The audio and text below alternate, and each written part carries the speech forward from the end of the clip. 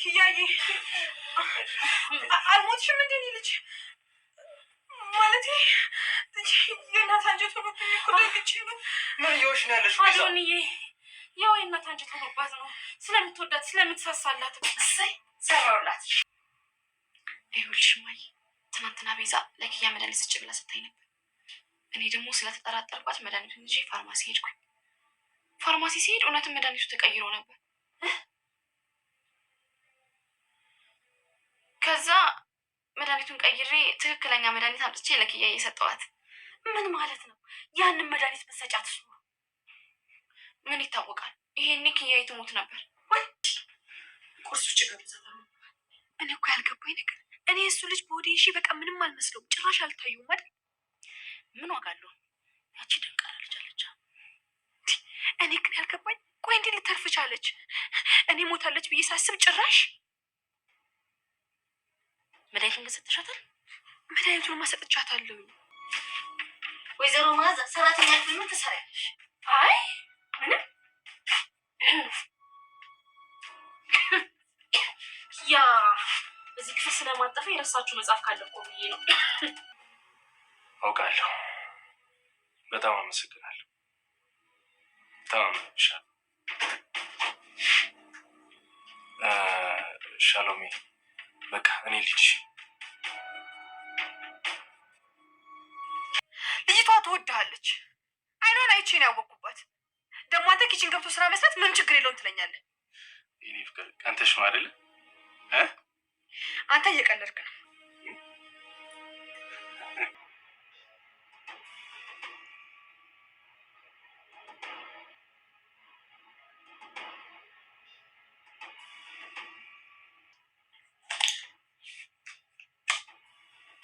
ምንድን ነው ይህ? እኮ የኪያ መድኃኒት ነው።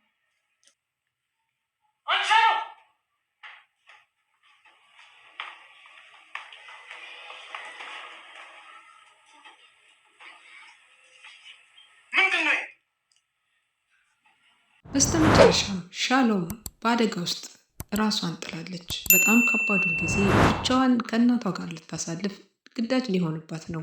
ወይ እውነቱን መናገር ወይ ደግሞ ይህንን ነገር ጉዳዩን ደብቆ በዝምታ ማለፍ።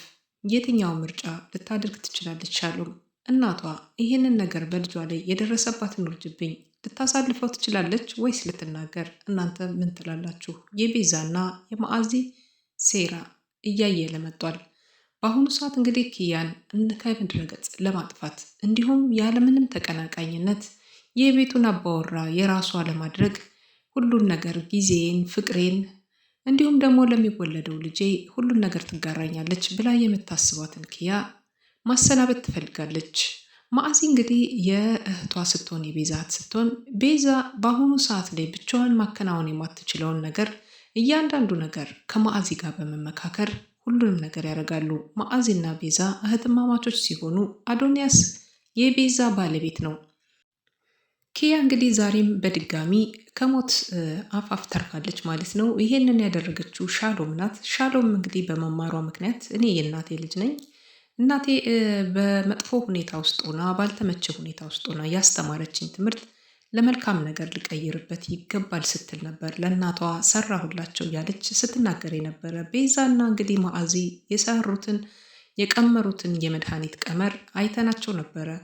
መድኃኒቱን እንግዲህ የተሰጣትን ዶክተር የሰጣትን መድኃኒት በመቀየር ሌላ መድኃኒት የሚገል መርዛማ የሆነ መድኃኒት ለህፃኗ እንድትሰጣት ለሻሎም ሰጠዋት ነበር። ሻሎም እንግዲህ ይህንን መድኃኒት ስለመጠራጠረቻቸው ከመጀመሪያም መድኃኒቱን ፋርማሲ ወስዳ ታሳየውና ፋርማሲ ከወሰደችው በኋላ ይሄ መድኃኒት ጥሩ አለመሆኑንና የመጀመሪያ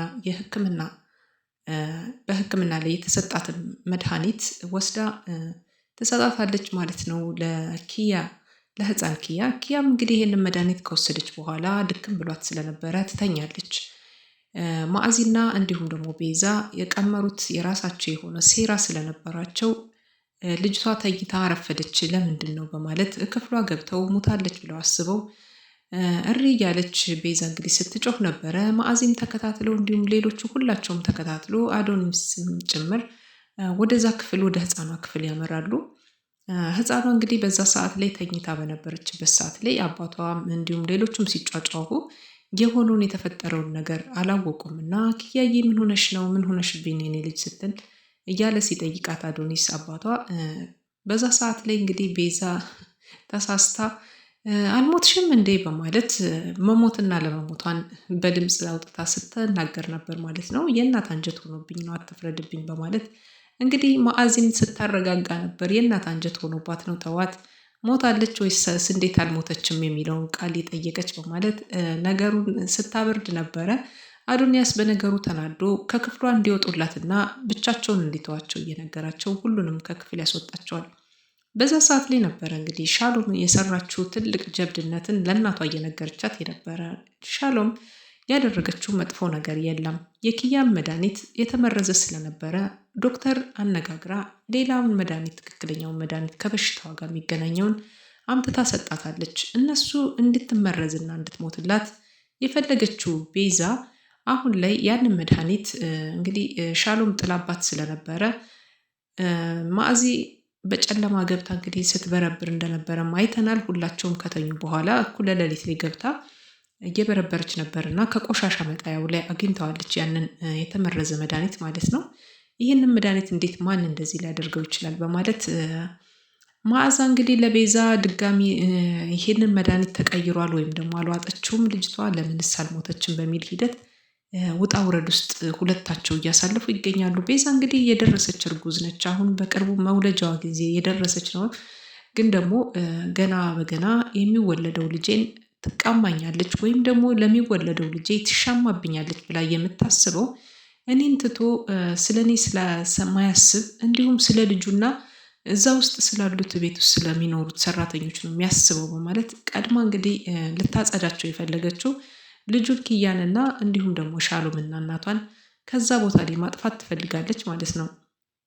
ማዕዛ እንግዲህ በዚህ ሰዓት ላይ የእህቷ አብራ ተቀናቃኝ ብትሆንም እህቷን የምታግዛት በክፋት ነው እንጂ እህቷ መልካም ነገር ሲገጥማት አትወድም። ለእህቷ መልካም ነገር አሳቢ ብትሆን አንቺ እንደዚህ አታድርጊ፣ ይሄ ጥሩ አይደለም ብላ ትመክራት ነበር። ግን የእህቷን ውድቀት የምትፈልግ በመሆኗ ማዕዛ እንግዲህ እያገዘቻት ያለው ቤዛን ለዚህ ነው።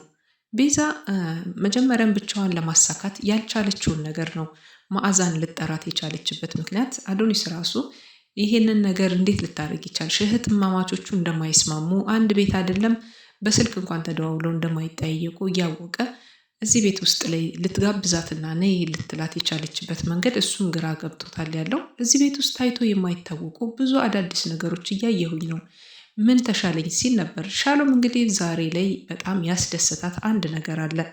አዶኒስ እንግዲህ ከኩሽና ገብቶ እቃዎችን እያጣጠበ አግኝታው በጣም ተደስታለች። ምክንያቱም ደግሞ ሻሎም ታፈቅረዋለች፣ በጣም ነው የምትወደው። ይህንን ደግሞ ፍቅሯን እናቷ ተጋርታታለች ማለት ነው። ምክንያቱም በአይኗ ብቻ አይደለም ብዙ ነገሮቿ እንደሚናገሩ እናትየዋ አውቀው ሲናገሯት በጣም ደንግጣ ነበር። በባለፈው በክፍል 3 ላይ እንዳያችሁት ማለት ነው።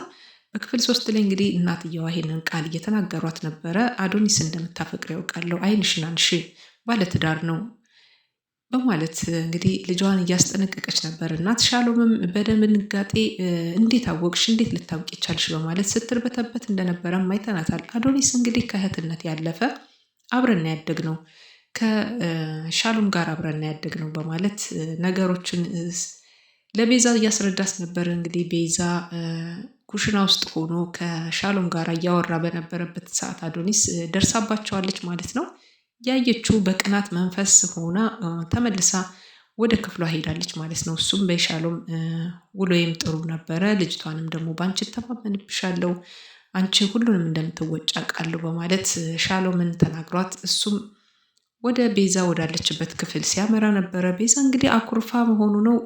ምን ትሰራለህ ኩሽና? ይቺ ልጅ እኮ በጣም እንደምትወድህ አውቃለሁኝ፣ አይኗ ይናገራል በማለት እንግዲህ ሻሎም እንደምታፈቅረው እየነገረችው ትገኛለች ማለት ነው። አዶኒስ እንግዲህ ትኩረትን አጥቶ ይሆናል እንጂ ከዚህ በኋላ እያፈቀረችው ወይም እየወደደችው መሆኑን ካወቀ እሱም አይነ ውሃዋን መመልከት ይፈልጋል ማለት ነው። ከዚህ በኋላ ፈገግታዋ እሱን ስታይ ጥርሶቿ ራሱ እንዴት ሆነው ከፈት እንደሚሉ መመልከት ይጀምራል ማለት ነው። እሷ በደስታ ነው የምትወደው ሻሎም ማለት ናት። ስለዚህ ቤዛም ደግሞ ይሄንን ነገር የሰማችው ከማንም አይደለም ታፈቅረዋለች ወይም ትወደዋለች የሚለውን ነገር የሰማችው ከመዓዛ ነው። መዓዛ እናትና ልጅ ሲያወሩ እንግዲህ ተደብቃ ከበር ስር ላይ እያዳመጠች ነበረ። ለዛ ነው መዓዛ ይሄንን ነገር ነግራት ለቤዛ ቤዛ በአሁኑ ሰዓት ላይ ይሄን ነገር እየጠረጠረች የመጣችው ማለት ነው።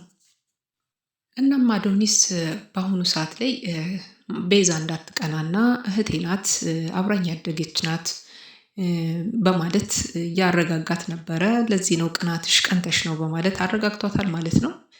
ሻሎም እንግዲህ ዛሬ ላይ ደግሞ ከባዱ ወጥመድ የገባችበት በጣም ልትወጣው ይሆን አትወጣው ይሆን የሚለው ነገር ደግሞ በስተመጨረሻም እንግዲህ መድኃኒቱን እሷ ናት ልትመርዛት ብላ በማለት የተጀመረውን መድኃኒት እነሱ መጀመሪያ አንድ ሰጠው የመረዟት በወተት ነበርና ያንን መድኃኒት እንግዲህ ፊት ለፊት አጋፍጠዋታል ማለት ነው። አዶኒስ ምን ሊናገር ይችላል? ሻሎም እንግዲህ እናቷ ጋር ሆና ፊት ለፊት ተፋጠዋል። ይሄንን ነገር ደግሞ ያደረጉት የቤዛና የመዓዚ ተንኮል መሆኑን እሱ አላወቀም። ልጄን እንግዲህ ልትገልብኝ ነበር በማለት ያቀረበችውን የሴራ ጥሪ እንዴት አድርጎ ሊመለከተው ይችላል? አዶኒስ እንግዲህ ከዚህ በኋላ በእናትና ልጅ ላይ ያለውን እምነት ያነሳል ወይስ ደግሞ እናትና ልጅን ከቤት ያባርራል? እናንተ ምን ትላላችሁ? ምክንያቱም ከባድ ውሳኔ ነው። ልጁን እንግዲህ ልጅን ያክል ነገር መርዛለች ተብሎ ያለምንም ማስረጃ እንደዚህ ነገር ቢባል እናትና ልጆች የሚናገሩትን ነገር ሊሰማ ይችላል። ሻሎም እንግዲህ ዛሬ ላይ በጣም ከባድ አውጣጭኝ ውስጥ ነች ያለችው። ይህን ነገር የቤዛና የመዓዚ ሴራ እንደሆነ እናትና ልጅ ብቻ ናቸው የሚያውቁት። ከዚህ ቀደምም እንግዲህ በወተት እንዲሁም በምግብ ልትመርዛት በተደጋጋሚ ስትሞክር ቤዛ ኪያ እንግዲህ በብዙ ተአምር ራሷን አሳልፋ እየሰጠች ሻሎም እያዳነቻት ትገኛለች ማለት ነው። በአሁኑ ሰዓት ላይ እንደ ህፃንነት እንደ እህቷ እንደ ብዙ ነገር አድርጋ ነው የምትመለከታት እና ሻሎም ብዙ ነገሮችን እያሳለፈችላት ትገኛለች። አሁን ላይ ግን በጣም ብዙ ነገሮች እየተፈጠሩ ነው። ለሁለት ስለሆነ እንግዲህ ትዕግስት የሚያሳጣ ፍልሚያ ሆኖባታልና ሻሎም ትሸነፍ ይሆን ወይስ ታሸንፍ ይሆን? ወይም እናቷን ልጇን ነፃ ልታወጣ እንግዲህ ያለውን ነገር ቤት ውስጥ የሚካሄደውን ሴራ ካልደበቀች ልትናገር ትችላለች ብዬ አስባለሁ። ወይ ደግሞ በሆዷ ላይ የያዘችው እርጉዝ ሴት ትታመናለች ወይስ አትታመንም የሚለውን አብረን በቀጣይ ክፍል 6 ላይ የምንመለከተው ይሆናል ማለት ነው።